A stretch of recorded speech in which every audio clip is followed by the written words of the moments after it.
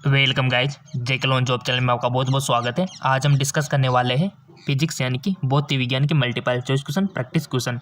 So guys, आपके exam बहुत ही नज़दीक है। ऐसे में हम आपको ज़्यादा से ज़्यादा वीडियोस देने की कोशिश कर रहे हैं कि एक ही दिन में 2 वीडियो 3 वीडियो हम आपको दें, ठीक है। बट क्या आप उसके लिए सहमत है तो कमेंट करके बता देना। हम रोज़ाना के 2-3 वीडियो आपको दे सकते हैं फिजिक्स, केमिस्ट्री और बायोलॉजी के, ठीक है ना। तो आप कमेंट करके बता देना। तो चलिए शुरू करते हैं। अगर आप चैनल सब्सक्राइब नहीं किया तो प्लीज़ सब्सक्राइब कर लीजिए। चलो, पहला क्वेश्चन है, एक कार क्षैतिज सड़क पर 30 सेकंड में 50 मीटर की यात्रा करती है। यह अपने गंतव्य स्थान पर प्रारंभिक वेग के 4 गुना वेग के साथ पहुंचती है। इस प्रक्रिया के दौरान कार की स्थितिज ऊर्जा क्या रही होगी। सो गाइज, हमने आपको पहले ही बोल रखा है कि 11th और 12th से क्वेश्चन आएंगे। फिजिक्स, केमिस्ट्री, बायोलॉजी की 11th और 12th से ही क्वेश्चन आएंगे। और ये जो क्वेश्चन हमने आपके लिए प्रोवाइड किए हैं ये भी 11th 12th लेवल के ही है। तो आप ये मान के चलिए कि आप इंट्रांस एग्जाम दे रहे हो और अपनी ईमानदारी से आंसर बताइए इसका पहले आप चूज कीजिए। आपको तो ये मान के चलना है कि हम एग्ज़ाम दे रहे हैं इस टाइम पे, वीडियो देखते टाइम पे। और एक कॉपी ले लो साथ में, उसमें लिखना कि ये क्वेश्चन नंबर फर्स्ट है तो हमारे हिसाब से ये आंसर होना चाहिए, क्योंकि आंसर तो हम आपको बताए रहे राइट वाला। फिर आप खुद का एनालिसिस करना बेस्ट है आपके लिए। एग्जाम से पहले ऐसा करोगे ना तो बहुत फ़ायदा मिलेगा आपको। कर लिया को चूज। इसका ऑप्शन है प्रारंभिक स्थितिज ऊर्जा की दोगुनी हो गई, प्रारंभिक पी की 4 गुनी हो गई होगी, प्रारंभिक पी की 8 गुनी हो गई होगी, परिवर्तन नहीं हुई होगी। बहुत अच्छा क्वेश्चन है देखो। और सब आपने पढ़ रखा है, गतिज ऊर्जा पढ़ रखी है, स्थिति ऊर्जा पढ़ रखी है, सबके उदाहरण भी आपने पढ़ रखे हैं। गतिज ऊर्जा क्या होती है, स्थिति ऊर्जा क्या होती है, कार्य कब होता है कब नहीं होता, तो बताइए।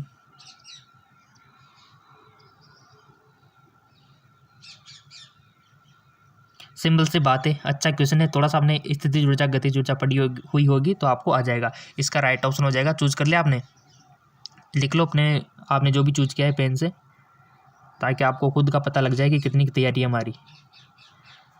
कर लिया होगा आपने। इसका परिवर्तन नहीं हुई होगी, राइट ऑप्शन है, डिड नॉट चेंज, राइट। और किन्होंने इसको सही किया ये तो आप खुद ही जानते हो कि हमने सही किया गलत किया। अगला क्वेश्चन, एक कर्षिका या काले निकाय का तापमान 727 डिग्री सेंटीग्रेड है। यह एक दर से ऊर्जा उत्सर्जित करती है तो इसके अनुपातिक है। एक ब्लैक बॉडी रेडिएशन आपने पढ़ रखा है, 11th से क्वेश्चन आता है, ठीक है ना। अभी 12th के भी आएंगे, देखना काफ़ी सारे। टेम्परेचर तो इंग्लिश में भी आप देख सकते हो, 727 it's mist energy at the rate which proportional. तो ऑप्शन भी आपके सामने है।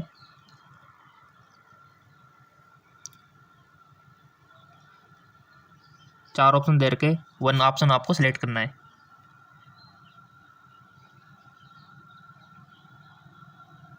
ठीक है। सो इसका राइट ऑप्शन हो जाएगा आपका 1004। ऑप्शन बी इसका राइट ऑप्शन हो जाएगा। और काफ़ी सारों ने सही भी किया होगा जिन्होंने ब्लैक बॉडी रेडिएशन पढ़ा होगा। अगला क्वेश्चन, निम्नलिखित में से कौन सा एक सुस्वर ध्वनि यानी कि म्यूजिकल साउंड का लक्षण नहीं है। Which of the following is not a characteristics of the musical sound. गुण, प्रबलता, तरंगदैर्घ्य, पिच। म्यूजिकल साउंड का लक्षण नहीं है, यानी कि आपको पता होना चाहिए कि कौन कौन से म्यूजिकल साउंड के लक्षण है, तब तो आप कर सकते हो। और ये क्वेश्चन भी नॉलेज आपकी यही चेक करना चाहता है कि आपको पता है कि नहीं है कि म्यूजिकल साउंड के बारे में। एग्जामिनर थोड़ा ऐसे ही एक क्वेश्चन देता है आपका माइंड टेस्ट करने के लिए, आपका दिमाग ही चेक होता है वहाँ, और क्या, ठीक है। आपके चाहे सब्जेक्टिव नॉलेज यानी कि सब्जेक्टिव नॉलेज होती है जो आपने बोर्ड एग्जाम में लिखा होगा, कॉपियाँ भरी होगी ना, वो होती है सब्जेक्टिव नॉलेज। और ये जो आप एग्जाम देखो यहाँ पर ऑब्जेक्टिव नॉलेज काम में आएगी, ठीक है। आपकी ऑब्जेक्टिव नॉलेज कितनी अच्छी है। चूज कर लिया होगा सबने ईमानदारी से, एग्ज़ाम आ गया अब तो ईमानदारी बना लो। सो इसका राइट ऑप्शन हो जाएगा तरंगदैर्घ्य यानी कि वेवलेंथ। ये म्यूजिकल साउंड का लक्षण नहीं है, बाकी के सब है, ठीक है, ये नहीं है। जबकि कौन कौन है, क्वालिटी यानी कि गुण भी है, लाउडनेस भी है और पिच भी है। क्लियर, चलते आगे और। निम्नलिखित में से किसकी इकाई जूल नहीं है। Which of the following does not have unit of joule. Work, force, kinetic energy या फिर हीट। सो आपको यहाँ पर भी वही नॉलेज अपनानी है कि आपको क्या पता होना चाहिए कि किन किन की इकाई जूल है। ये अगर आपको पता है तो आप इसको टिक सही करोगे। तो गाइज आपको क्या पता है क्या कि किस किस की इकाइयाँ जूल होती है? बचपन से पढ़ते आ रहा हूँ, साइंस के स्टूडेंट हो आप तो क्लियर होना चाहिए ऐसे। तो कार्य देर का है, बल देर का है, गतिज ऊर्जा देर की, सुमा देर की है, तो किसकी इकाई जूल नहीं है? तो 3 तो ऐसा देर का है जिनकी तो है। तो बताओ ईमानदार से इसका तो आंसर लिख लिया होगा आपने। एक आपके सामने क्या है, एक कॉपी रख लो ऐसी और उसमें 1 2 3 4 5 6 और अपने थॉट के अनुसार आपने जो चूज़ किया है ऐसे ऑप्शन बढ़ते जाओ वहाँ कि हम ये चूज़ कर रहे हैं, और उसके बाद जो इसका राइट ऑप्शन है फिर अनुमान लगाना कि कितने हमने सही किए। ठीक है, क्योंकि हम तो देखो पूरी मेहनत करें आपके लिए, रोजाना के 3 वीडियो देने के लिए भी तैयार है, बट आप कितनी मेहनत करते हो ये ज़्यादा मायने रखता है। चूज कर लिया होगा, इसका राइट ऑप्शन है फोर्स, बल। इसकी इकाई जूल नहीं है, बाकी कार्य के भी है, गतिज ऊर्जा की भी है, ऊष्मा की भी है। चलते आगे को अगला क्वेश्चन। बहुत सारे स्टूडेंट बोलते हैं सर फिजिक्स हार्ड है, फिजिक्स हार्ड कुछ भी नहीं है, पढ़ो तो सब इससे ईजी और कुछ है ही नहीं, क्योंकि हर चीज़ का इसमें रीज़न होता है, कारण होता है, कुछ ना कुछ वैल्यू होती है, तो इतना हार्ड नहीं है, बहुत ईजी है। ठीक है, पढ़ो तो समझो तो, समझने में थोड़ी दिक्कत आती है, अगर समझ में आ जाए तो ज़िंदगी और भूलते नहीं है। ठीक है, निम्नलिखित में से किसमें गतिज ऊर्जा नहीं होती है? Which among the following does not possess kinetic energy? बताइए। ऊपर की ओर फेंकी हुई गेंद, एक बैटरी, एक चलती हुई कार, एक उड़ता हुआ पक्षी। बच्चों वाला क्वेश्चन है, बट ऐसे क्वेश्चन एग्जामिनर आपको जानबूझ के देता है, क्योंकि इसमें गलती करते हैं इंटेलिजेंट स्टूडेंट, क्योंकि वो अपने आप को समझदार समझते फिर कुछ भी गड़बड़ कर देते हैं इसे। तो चूज कर लिया होगा आपने भी, इसका राइट ऑप्शन है एक बैटरी। ठीक है, ये गतिज ऊर्जा नहीं है, बाकी के सब में है। अगला क्वेश्चन न्यूमेरिकल है थोड़ा। 30 किलोमीटर पर घंटे के वेग से चलने वाले एक ट्रेन की गतिज ऊर्जा 52,000 जूल है। जब ट्रेन का वेग बढ़कर 60 किलोमीटर पर घंटा कर दिया जाए तो किया गया क्या? कितना होगा वर्क आपसे पूछा गया है। A train moving with a velocity 30 kilometre पर hours has a kinetic energy of 52,000 when a velocity of train increase to 60 kilometre पर hours the work done is.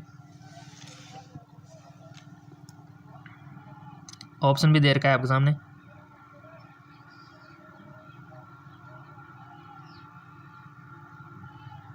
कर लिया होगा सबने इसका, रफ साथ में ले लो ताकि कोई भी न्यूमेरिकल आए तो आप इजीली करो। आपको तो यही मानना है ना कि हम एग्ज़ाम दे रहे हैं, ठीक है, ये मत सोचना कि प्रैक्टिस कर रहे हैं, आप तो ये मानो कि एग्ज़ाम दे रहे हैं हम।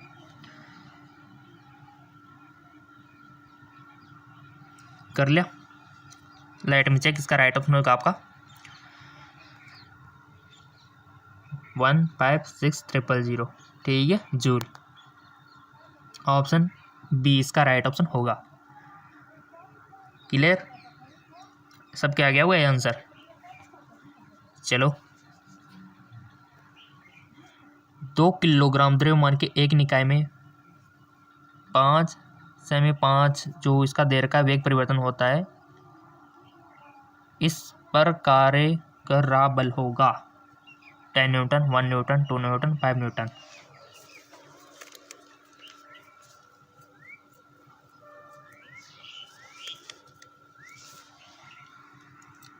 इंग्लिश में समझ सकते हो आप इसको। A body mass of the 2 kilo under a change of velocity of 5 metre per second in 5 second, the force acting on the.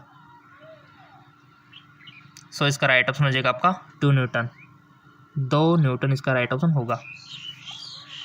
अगला क्वेश्चन, यदि वस्तु विराम पर है तो स्थिति समय ग्राफ का ढलान, if the object is the rest then the slope of the position time graph. 0 हो सकता है, 0 नहीं हो सकता, हमेशा 0 से अधिक होता है। बताइए क्या होता है ग्राफ का ढलान यदि वस्तु एक विराम में है तो। सो ऐसी कंडीशन में 0 होता है। ठीक है, अगला क्वेश्चन, यदि एक वस्तु का वेग समय के समानुपाती है तो उस वस्तु में डैश है, इस डैश की जगह क्या आएगा? If the velocity of object the directly proportional to the time then the object has. समानुपाती है तो उस वस्तु में क्या आएगा, परिवर्तन त्वरण, एक समान त्वरण, एक समान वेग, एक समान चाल। वेग है ना वो समय के समानुपाती है, उस वस्तु में क्या आएगा, तो सिंपल सी बात है एक समान त्वरण। ठीक है, एक समान त्वरण कहाँ दे रखा है, एक समान त्वरण ऑप्शन बी में, यूनिफॉर्म एक्सेलरेशन। अगला क्वेश्चन, चमगादड़ परावर्तित को प्राप्त करके अपने रास्ते में आने वाली बाधाओं को पता लगाते हैं। विद्युत चुम्बकीय तरंगों, पराश्रय तरंगों, रेडियो तरंगों, अपसर्य तरंगों, किसको प्राप्त करके बताओ। चमगादड़ परावर्तित को प्राप्त करके, किसको प्राप्त करके। सो कर लिया होगा आपने भी चूज। क्विकली होना चाहिए, जल्दी से होना चाहिए, क्योंकि एग्जाम में आपको टाइम बहुत कम मिलता है। हर एक क्वेश्चन के लिए वहाँ टाइम होता है, उससे ज़्यादा आप दे नहीं सकते, क्योंकि वहाँ पर हर एक क्वेश्चन का एक टाइम होता है, इससे ज़्यादा आप दे नहीं पाओगे। सो इसका राइट ऑप्शन है पराश्रय यानी कि अल्ट्रासोनिक तरंगे। याद रखना इसको, अल्ट्रासोनिक इनको प्राप्त करता है वो, और काफ़ी पराश्रय ध्वनि उत्पन्न करता है वो, जिसकी वजह से वो रात में उड़ पाता है। ठीक है ना, ताकि कोई भी आगे अवरोध आ जाए तो उसको पता लग जाए।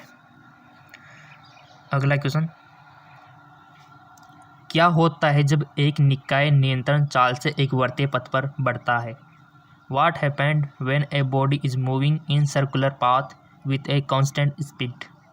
उस पर कार्य करने वाला बल शून्य हो जाता है, त्वरण एक समान नहीं रहता, वेग एक समान रहता है, वेग परिवर्तन हो जाता है।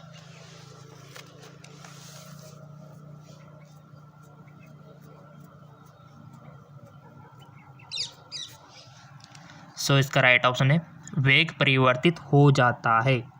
क्या होता है जब एक निकाय नियंत्रण चाल से बढ़ते पथ पर बढ़ता है तो वेग परिवर्तित हो जाता है, वेग परिवर्तित हो जाता है। ठीक है, अगला क्वेश्चन, जब कोई वस्तु स्वतंत्र रूप से गिरती है तब क्या होता है। What happened when A object fall freely. गतिज ऊर्जा बढ़ जाती है, स्थितिज ऊर्जा बढ़ जाती है, स्थितिज ऊर्जा गतिज ऊर्जा में परिवर्तन हो जाता है, स्थितिज ऊर्जा कम हो जाती है। जब कोई वस्तु स्वतंत्र रूप से गिरती है तब क्या होता है। बहुत अच्छा क्वेश्चन है गाइज।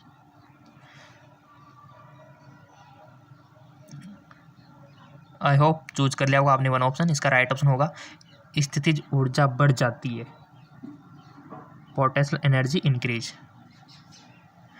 अगला क्वेश्चन, एक लड़की 6 मीटर पूर्व की ओर और फिर 8 मीटर उत्तर की ओर यात्रा करते हैं, उसका विस्थापन बताना है आपको। डिस्प्लेसमेंट क्या होगा, 7 मीटर, 10 मीटर या फिर 14 मीटर या फिर 2 मीटर। पूर्व की ओर फिर 8 मीटर उत्तर की ओर। सब आपने पढ़ रखा है, 11th 12th बोर्ड का एग्जाम दे के आए हो आप सब, आपको आता होगा। तो आपको बताओ पहले किसका आंसर क्या होगा, क्योंकि आंसर तो हम आपको बताएंगे सही। सो इसका राइट ऑप्शन चूज कर लिया। इसका राइट ऑप्शन है 10 सेंटीमीटर। सब क्या गया हुआ है 10 मीटर, सॉरी, ठीक है 10 मीटर। नेक्स्ट आपको बतानी है वेग की SI इकाई, the SI unit of velocity. बताओ वेलोसिटी की, ये दे रखा है 4 ऑप्शन आपके सामने, फुट पर सेकंड, मीटर पर सेकंड, किलोमीटर पर आवर्स, मीटर पर आवर्स। तो आपको बताओ SI यूनिट क्या होगी वेलोसिटी की।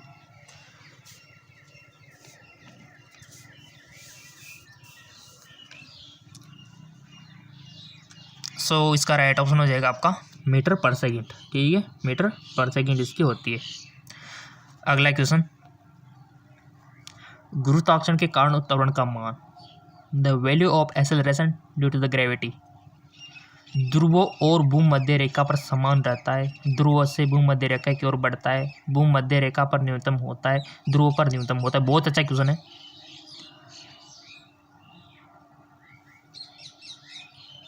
ठीक है, सो इसका राइट ऑप्शन हो जाएगा आपका भूमध्य रेखा पर न्यूनतम होता है। गुरुत्वाकर्षण के कारण त्वरण का मान क्या होता है, भूमध्य रेखा पर न्यूनतम होता है। पढ़ रखा है ना आपने, वही तो हम याद दिला रहे हैं आपको, एग्जाम आ गया, ताकि नहीं पढ़ रखा हो तो पढ़ लेना, अभी भी टाइम है। तो सारे टॉपिक याद दिला रहे हैं हम आपको, हर टॉपिक से क्वेश्चन बना रहे हैं। अगला क्वेश्चन है आपका कि ध्वनि तीव्रता की इकाई आपको बतानी है, the unit of sound intensity.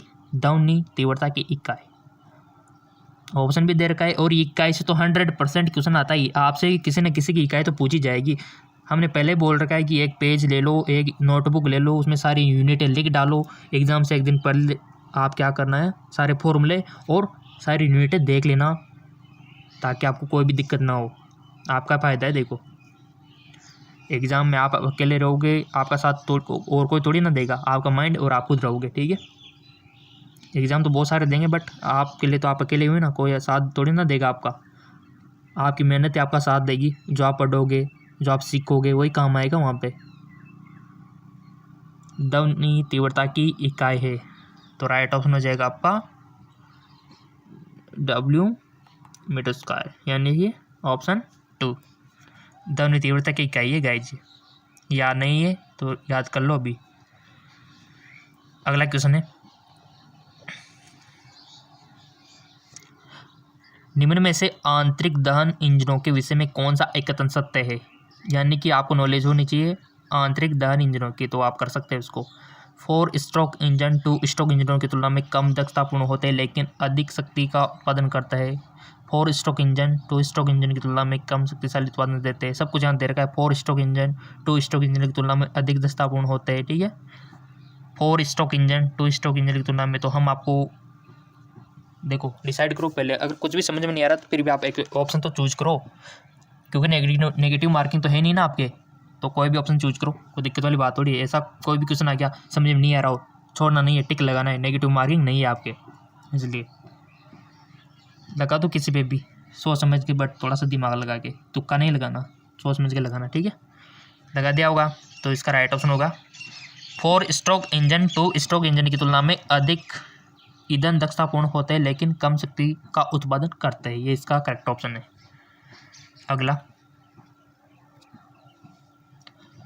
गेहूं के एक थैले को भूमध्य रेखा के समीप एक स्थान पर तोला जाता है और उसे अंटार्कटिका ले जाया जाता है। थैले का वजन होगा दोनों स्थानों पर समान, अंटार्कटिका में कम, अंटार्कटिका में अधिक, अंटार्कटिका में शून्य।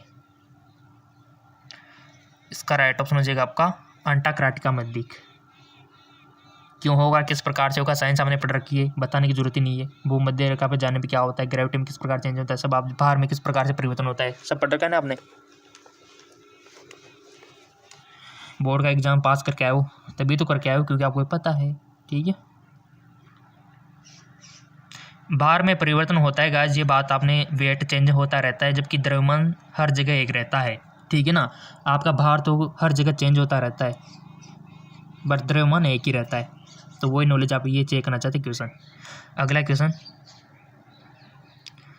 एक विद्युत रेल 180 किलोमीटर पर घंटे की रफ्तार से बढ़ रही है, यदि 1 मिनट में कितनी दूरी तय करेगी।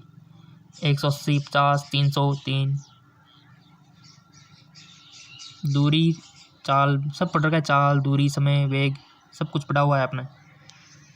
तो दूरी कितनी दूरी तय करेगी, डिस्टेंस आपको बतानी है। निकाल लो दूरी, सूत्र तो आप बना ही सकते हो। चाल बराबर दूरी बटा समय याद होगा तो आप कोई भी सूत्र बना सकते हो। एक सूत्र याद हो जाए हमको, चाल इक्वल टू दूरी बाय समय, तो आप इसमें किसका भी सूत्र बना सकते हो। दूरी निकालनी है तो इसको, दूरी को इधर ले आओ और चाल को मल्टीप्लाई कर दो समय से, वो दूरी का सूत्र बन गया। इसी प्रकार के समय का सूत्र बना सकते हो। इसका राइट ऑप्शन हो जाएगा आपका 3 किलोमीटर। अगला, निर्वात में एक बीज वाल एक सेब के गिरने की दर एक समान होती है क्योंकि। निर्वात में एक बीज वाल और एक सेब गिरने की दर समान होती है क्योंकि निर्वात में गुरुत्वाकर्षण नहीं होता है, दोनों पर लागू होने वाला घर्षण बल समान होता है, गुरुत्वाकर्षण के कारण त्वरण दोनों के लिए समान होता है। निर्वात में दोनों पर लागू होने वाला गुरुत्वाकर्षण बल समान होता है। गुरुत्वाकर्षण पढ़ा होगा ना आपने, एक एक्सपेरिमेंट भी पढ़ा होगा आपने, तो बता दो इसका क्या ऑप्शन सही है। निर्वात का मतलब जहाँ पर कुछ नहीं होता, हवा भी नहीं होती, बिल्कुल निर्वात। सो इसका राइट ऑप्शन है कि गुरुत्वाकर्षण के कारण त्वरण दोनों के लिए समान होता है। ठीक है, ये बात याद रखना।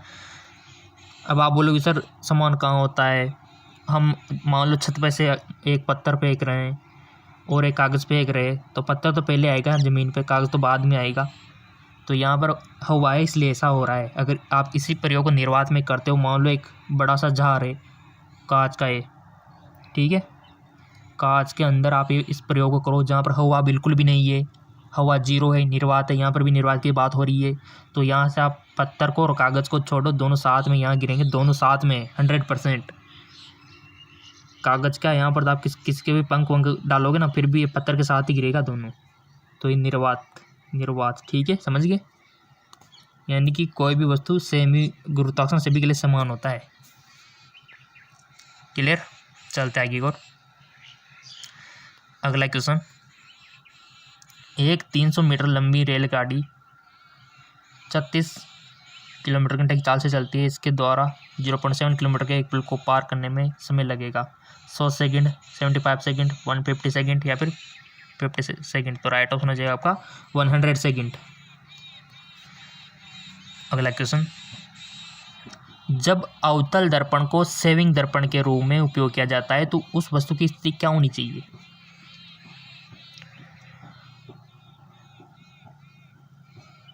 फोकस और वक्रता केंद्र बीच, ध्रुव और फोकस के बीच, फोकस पर वक्रता केंद्र किससे आगे? बताओ, सोच लो, सोचना जितना भी सोचना है। सब कुछ आपने पढ़ रखा है, अवतल दर्पण भी पढ़ाया हुआ है, उत्तल भी पढ़ाया हुआ है, समतल भी पढ़ाया हुआ है।